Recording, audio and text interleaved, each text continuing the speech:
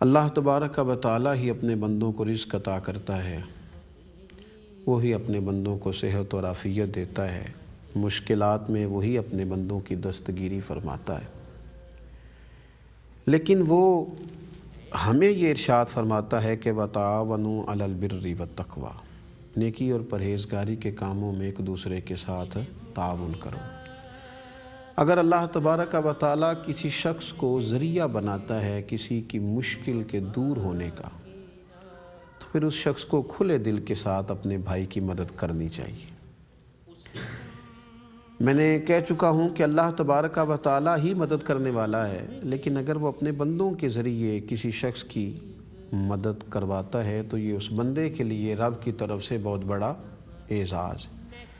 ہمارے ہاں یہ ہوتا ہے کہ اگر کسی شخص کو کوئی منصب نصیب ہو جاتا ہے،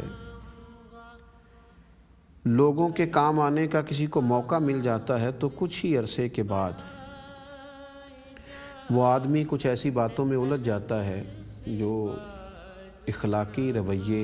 اس کے ناپسندیدہ کر دیتی ہیں۔ نیا کوئی آدمی پولیس کے اندر بھرتی ہوتا ہے تو وہ کہتا ہے کہ میں انصاف کروں گا، عدل کروں گا، لوگوں کی تکالیف کو دور کروں گا، لیکن تھوڑے ہی عرصے کے بعد پھر وہ یہ کہنا شروع کر دیتا ہے کہ لوگ تو جھوٹے مقدمات بھی درج کراتے ہیں، جھوٹی گواہیاں بھی دیتے ہیں، فلاں بھی ہوتا ہے، فلاں بھی ہوتا ہے۔ پھر وہ جس خیر خواہی کے جذبے کے تحت آیا تھا، اس خیر خواہی کو وہ چھوڑنا شروع کرتا ہے۔ کسی بھی چھوٹے بچے سے ہم جب پوچھتے ہیں بڑے ہو کے کیا بنو گے، تو وہ کہتا ہے میں ڈاکٹر بنوں گا اور اللہ کے بندوں کی خدمت کروں گا۔ پھر وہ بڑا ہو جاتا ہے، ڈاکٹر تو بن جاتا ہے، لیکن جب اس سے اگلی بات کی جاتی ہے تو وہ کہتا ہے جناب اگر آپ فیس کم لیں تو لوگ قدر ہی نہیں کرتے، مفت لوگوں کو ادویات دی جائیں تو لوگ اس کا احساس ہی پیدا نہیں کرتے، پھر آہستہ آہستہ لوگ طبیعتوں کو سخت کر لیتے۔ ایک بات اپنے ذہن میں بٹھا لیں کہ نیکی جب بھی کرنی ہے وہ بندوں کو دیکھ کر نہیں کرنی، وہ اللہ کی رضا کو دیکھ کر کرنی۔ وہ نبی اکرم صلی اللہ تعالیٰ علیہ وآلہ وسلم کے ارشادات کی روشنی میں کرنی ہے۔ آپ بندوں کو دیکھ کر کریں گے تو پھر تو سخت ہو جائیں گے، پھر تو کام آگے چل ہی نہیں سکے گا۔ اس لیے نبی اکرم صلی اللہ تعالیٰ علیہ وسلم نے ہمیں یہ کہا تھا کہ وہ جو تمہاری مدد ہوتی ہے نا، وہ جو تمہیں منصب ملتے ہیں، وہ جو تم پر عطائیں ہوتی ہیں، اس کی بھی ایک بڑی وجہ یہ ہے کہ اللہ تعالیٰ تم سے اپنے بندوں کی خیر خواہی چاہتا ہے۔ رسول اکرم صلی اللہ تعالیٰ علیہ وسلم نے ارشاد فرمایا، طبرانی میں موجود ہے، حضور علیہ السلام فرماتے ہیں اللہ تعالیٰ اس وقت اپنے بندے کی حاجت روائی کرتا رہتا ہے جب تک بندہ اپنے بھائی کی حاجت روائی میں مصروف رہتا ہے۔ یعنی یہ جو بندہ کسی بندے کی مدد کر رہا ہے یہ خود سے نہیں کر رہا،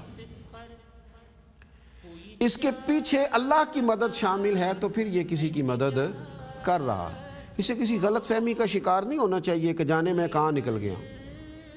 یہ اللہ تبارک و تعالیٰ کا فضل شامل حال ہوا، اللہ کی مدد شامل حال ہوئی، تو پھر اس نے کسی کی مدد کی ہے۔ لہٰذا اسے کیا چاہیے کہ یہ سمجھ لے کہ یہ مدد میری اتنی دیر تک ہے جب تک میں بھی کسی کی مدد کر رہا ہوں، اور اگر میں اس سے رک جاؤں گا تو وہ اس مدد کی برکت سے پیچھے جو مدد آ رہی ہے، بلکہ ایک حدیث پاک میں تو حضور علیہ السلام نے فرمایا تم پر جو بارشیں برستی ہیں، تمہیں جو رزق دیے جاتے ہیں وہ تمہارے کمزور لوگوں کی وجہ سے دیے جاتے ہیں، ضعیف لوگوں کی وجہ سے دیے جاتے ہیں، جن کے سبب سے مل رہا ہے، جب اسے ان کو دینا پڑ رہا ہے تو یہ انہیں جھڑکتا ہے، یہ اپنے دل کو سخت کرتا ہے، یہ ایسی باتیں کرتا ہے جو اسے کرنی نہ چاہیے تھی۔ تو اللہ تبارک و تعالیٰ کے بندوں کی مدد کرنا اور اللہ تبارک و تعالیٰ کی بندوں کی مدد میں مشغول رہنا یہ خالص عطیہ الہی ہے۔ آتے ہیں لوگ بعض جگہوں پہ، بعض لوگوں کے پاس وہ اپنے مسائل لے کر آتے ہیں، چاہیے تو یہ تھا کہ یہ اس کشادہ روئی کے ساتھ ان سے پیش آتا، خندہ پیشانی کے ساتھ ان سے بات کرتا، تو ان کے دل خوش ہو جاتے، روتے ہوئے آتے اور ہنستے ہوئے جاتے، پریشان حال آتے لیکن خوش طبیعت کے ساتھ، خوش دلی کے ساتھ واپس لوٹتے۔ لیکن دفاتر میں بیٹھے ہوئے لوگ، ان کے رویے، ان کا انداز ملاقات لوگوں کو پریشان کرتا ہے۔ بندہ مومن اگر ایک ذہن بنائے نا کہ یار یہ خدا نے فضل کیا ہے، مجھے منصب دیا، کشادہ روئی اس کی طبیعت میں پیدا ہوگی۔ اللہ کے پیارے رسول صلی اللہ تعالیٰ علیہ وسلم نے فرمایا، تمہارا کسی مسلمان بھائی کے لیے خوشی کا موقع فراہم کرنا تمہیں مغفرت کا مستحق بنانے والے کاموں میں سے ایک کام ہے۔ تم اپنے بھائی کو خوشی کا موقع فراہم کر دو، اس کی مشکل کے لیے جتنی تم سے ہو سکتی ہے مدد کر دو، تم اسے خوش کر دو، اللہ تمہاری مغفرت فرما دے، تمہارے لیے موقع بن جائے گا اگر تم یہ کام کرو۔ اور پھر ایک تو یہ ہے کہ کسی کی حاجت روائی کرنا، اس کی مشکل میں اس کی مدد کرنا، اور ایک یہ ہے کہ چلو اگر کسی شخص کے ساتھ ہمارے معاملات ہیں، ہمارا لین دین ہے اور اللہ نے ہمیں گنجائش دی ہے تو سامنے والے کو تھوڑی سی آسانی کر دی جائے۔ ہمیں اللہ نے گنجائش دی ہے، کام چلتا ہے اور سامنے والا تنگ دست ہے، مجبور ہے، تو اس کے لیے اپنے دل کو بڑا کیا جائے۔ نبی کریم صلی اللہ تعالیٰ علیہ وسلم نے فرمایا، جس نے کسی تنگ دست کو مہلت دی یا اس کا قرض معاف کر دیا، اللہ تعالیٰ قیامت کے دن اسے اپنے عرش کے سائے میں رکھے گا، اور فرمایا قیامت کے دن خدا کے عرش کے سائے کے علاوہ کوئی سایہ بھی نہیں ہوگا۔ اسے تھوڑی گنجائش کر دو، اس کے لیے ذرا آسانی کر دو، تھوڑی سی اگر تم اسے مہلت دے سکتے ہو، تمہارے پاس وسعت ہے تو تم اسے، میں نے دیکھا ہے مقروض آدمی بیچارہ قیدیوں کی طرح زندگی گزارتا ہے، چھپنے کو جگہ ڈھونڈتا ہے، اور خدا معاف کرے بعض مقامات پر جھوٹ بھی بولتا ہے، چونکہ تنگ دست ہے، مجبور ہے، اس کے پاس گنجائش نہیں ہے۔ اس کی حاجت روائی کی جا سکتی ہے، اسے گنجائش دی جا سکتی ہے، لیکن اسے تکلیف دی جاتی ہے۔ لینے والے کے پاس طاقت تھی، گنجائش کر سکتا تھا، لیکن وہ کہتا ہے ہاں اگر سامنے والا وہ سمجھتا ہے کہ یہ طاقتور ہے تو پھر تو کہتا ہے کہ چل بھائی تیری مہربانی دے دے، لیکن اگر تنگ دست ہے، مجبور ہے، غریب ہے، تو پھر کہتا ہے کل شام کو پیسے دینے ہی پڑیں گے، تمہیں ہر صورت دینے ہیں، ورنہ یاد رکھو میں بڑی سختی سے پیش آؤں گا۔ میں نے دیکھا ہے غریبوں کے دروازوں پر شور ہوتا ہے، مقروض بیچارے شدید آزمائش کا شکار ہے، ذہنی کوفت کا شکار ہے، صبح کا سکون گیا، رات کی نیند گئی، کھانے کی لذت گئی، زندگی ایک عجیب کوفت کا شکار ہو گئی۔ حالانکہ ہم تو اس پیارے رسول، کریم رسول، مہربان رسول، رحمت للعالمین رسول صلی اللہ تعالیٰ علیہ وسلم کے ماننے والے ہیں، جنہوں نے فرمایا تھا جس شخص نے کسی مسلمان کی دنیاوی مشکلات میں سے کسی مشکل کو دور کر دیا، اللہ تعالیٰ اس کی قیامت کی مشکلات میں سے مشکلات کو دور فرما دے گا۔ اور حضور علیہ الصلوۃ والسلام فرمانے لگے جس شخص نے کسی تنگ دست پر آسانی کی، اللہ تعالیٰ اس پر دنیا اور آخرت میں آسانی فرمائے گا۔ اور نبی کریم علیہ السلام فرمانے لگے جس نے کسی مسلمان کی پردہ پوشی کی، اللہ تعالیٰ اس کی دنیا اور آخرت میں پردہ پوشی فرمائے۔ اور حضور فرمانے لگے جب تک کوئی بندہ اپنے بھائی کی مدد میں مصروف رہتا ہے، اللہ تعالیٰ بھی اس کی مدد میں مصروف رہتا ہے۔ چاہیے تو یہ تھا کہ یہ اس پر گنجائش کرتا، اس کے لیے آسانی کرتا، تو اللہ کے قریب چلا جاتا، دعاؤں کی قبولیت نصیب ہو جاتی۔ حضرت عبداللہ ابن عمر رضی اللہ تعالیٰ عنہ بیان کرتے ہیں کہ رسول کریم علیہ الصلوۃ والسلام نے فرمایا جو آدمی چاہتا ہے کہ اس کی دعا قبول کی جائے، کون نہیں چاہتا؟ ہر بندہ ہی چاہتا ہے۔ حضور فرماتے ہیں جو چاہتا ہے کہ اس کی دعا قبول کی جائے تو اسے چاہیے کہ وہ تنگ دست کے لیے آسانی پیدا کر دے۔ تو ادھر آسانی پیدا کر کے آپ مجبور کے لیے ادھر آ کے دعا مانگ، اللہ تیری دعا قبول کر لے گا۔ تو اس کے بندے پر مہربانی کر کے آیا ہے تو خدا کریم بھی پھر تیرے ساتھ رحمت والا معاملہ کرے گا، پھر اللہ بھی تیرے لیے آسانی والا فیصلہ کرے گا، پر شرط یہ ہے کہ تو اس بندے کے لیے آسانی کر، تو اسے مہلت دے، اسے گنجائش دے۔ اللہ تعالیٰ اسباب بنانے والا ہے۔ اسی طرح رسول اللہ صلی اللہ علیہ وسلم نے فرمایا جو یہ پسند کرتا ہے کہ اللہ قیامت کے دن اسے اپنے عرش کے سائے میں رکھے تو وہ یہاں تنگ دست کو مہلت دے دے، اگر ہو سکے تو اس کا قرض ہی معاف کر دے، اللہ تبارک و تعالیٰ اسے اپنے عرش کا سایہ عطا کرے گا۔ نبی پاک علیہ الصلوۃ والسلام صحابہ کی توجہ دلاتے تھے، بار بار انہیں مبذول کرتے تھے اس بات کی طرف کہ تم لوگوں کی خبرگیری کرو، بھوکوں کو کھانا کھلاؤ، تنگ دست کو مہلت دو، کسی مجبور کی مدد کرو۔ خود نبی پاک علیہ السلام کا طریقہ مبارکہ تھا کہ جب حضرت جابر ابن عبداللہ نے عرض کی حضور مجھ پر قرض ہے، تو حضور سفارشی بن کر ساتھ چلے۔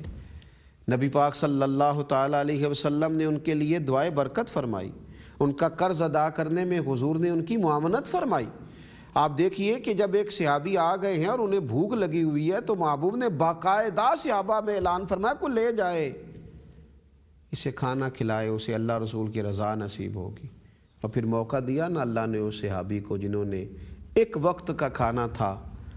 پر چراغ گل کر کے جب مہمان کی خبرگیری کی تو پھر اللہ تعالیٰ نے ان کی تائید میں قرآن مجید کو بھی نازل فرمایا۔ تو ہم جب اپنے دلوں میں کشادگی پیدا کریں گے، ہمارے منصب کا تقاضا ہے کہ اگر ہم کسی بندے کو خوش کر دیں، ہم اپنی سیٹ کا، اپنے منصب کا، اپنے مال کا فائدہ اٹھاتے ہوئے اگر کسی شخص کی جتنی ہم سے ہو سکے اس کی مدد کریں، اس کے لیے آسانیاں پیدا کریں، تو یقیناً عرش کا مالک خوش ہوگا اور ہمارے لیے آسانیاں فرمائے گا۔ ہمارے بزرگوں کے تو یہ طریقے رہے کہ وہ کوشش کرتے تھے کہ اللہ تعالی ہم سے اپنے بندوں کی کوئی خدمت لے لے، مخلوق خدا کی خدمت میں ہمہ وقت مصروف رہتے۔ یہ جو صوفیاء کرام نے لنگر خانے بنائے، کھانے کھلائے، لوگوں کو دین بھی سکھایا اور ان کے لیے آسانی کا سامان بھی فراہم کیا، تو اس کا پس منظر بھی اگر دیکھیں گے تو یہی نظر آئے گا کہ وہ مخلوق خدا کی خدمت کرنا چاہتے تھے۔ محبوب سبحانی، غوث سمدانی، حضرت شیخ عبد القادر جیلانی، غوث اعظم رضی اللہ تعالیٰ عنہ فرماتے میں نے 50 سال دین پڑھایا، لیکن میں اس نتیجے پر پہنچا ہوں کہ بھوکوں کو کھانا کھلانے سے زیادہ کوئی عمل ایسا نہیں جس سے رب کریم اتنی جلدی راضی ہو جاتا ہو۔ کسی کو کھانا کھلایا جائے، کسی بھوکے کی غم حیات کے ماروں کا احترام کرو۔ اپنی زندگی کے اندر کچھ ایسے کام کیے جائیں جس سے لوگوں کے لیے گنجائش ہو۔ میں اکثر کہا کرتا ہوں کہ چلو کسی ایک بچے کی تعلیم کو اپنے ذمے لے لیا جائے، کسی ایک غریب گھر کا خرچ اٹھا لیا جائے، کسی جگہ ہم محسوس کرتے کہ یہاں راستہ تنگ ہے اور ہم گنجائش پیدا کر سکتے ہیں تو اس راستے کو کشادہ کر دیا جائے، مسجد کے لیے، مدرسے کے لیے، قبرستان کے لیے، جہاں لوگوں کو فائدہ ہے وہاں لوگوں کے لیے گنجائش پیدا کرنے کی آسانی کی جائے، جگہ فراہم کی جائیں، اپنے اور اپنی آخرت کے لیے کچھ ایسے کام جمع کر لیے جائیں جو آسانی کا باعث ہوں۔ کچھ چیزوں کے اندر ذرا زیادہ بڑھ کر دلچسپی کا اظہار کیا جائے۔ حضرت سعد بن معاذ رضی اللہ تعالیٰ عنہ نے عرض کیا تھا یا رسول اللہ صلی اللہ تعالیٰ علیہ وسلم، میری والدہ کا انتقال ہو گیا ہے، وہ ایک غلام آزاد کرنا چاہتی تھی، اگر میں غلام آزاد کر دوں، کسی کی گردن غلامی سے چھڑا دوں، تو کیا میری ماں کو اس کا اجر ہوگا؟ تو حضور نے فرمایا تو کر دے، اللہ تیری ماں کو اس کا اجر عطا فرمائے گا۔ کچھ ایسے خیر کے کام کیے جائیں اپنے لیے، اپنے فوت شدگان کے لیے، اپنے بزرگوں کے لیے، کہ جن کا نفع ملے دنیا اور آخرت میں۔ لیکن ہم کیا کرتے ہیں؟ ہم توجہ ہی نہیں کرتے۔ وہ خاص خیال جو ہمیں پیدا کرنا چاہیے وہ ہم پیدا نہیں کرتے۔ نتیجہ کیا نکلتا ہے کہ بہت سارے کام ہم کر سکتے تھے، ہمارے ہاتھ میں تھے، لیکن وہ ہماری سستی کی وجہ سے، غفلت کی وجہ سے، تھوڑی دیر کے غصے کی وجہ سے، تھوڑی دیر کی اکتاہٹ کی وجہ سے، فقط تھوڑی دیر عدم دلچسپی کی وجہ سے وہ سارا کام رہ جاتا ہے۔ اپنے ذوق کو اگر دوبالا رکھا جائے، دل کو اگر کشادہ رکھا جائے تو بہت ساری چیزیں ہیں جو آسانی سے ہم سے ہو جائیں گی۔ اللہ تعالی ہمیں اس کی توفیق عطا فرمائے۔ وما علینا الا البلاغ۔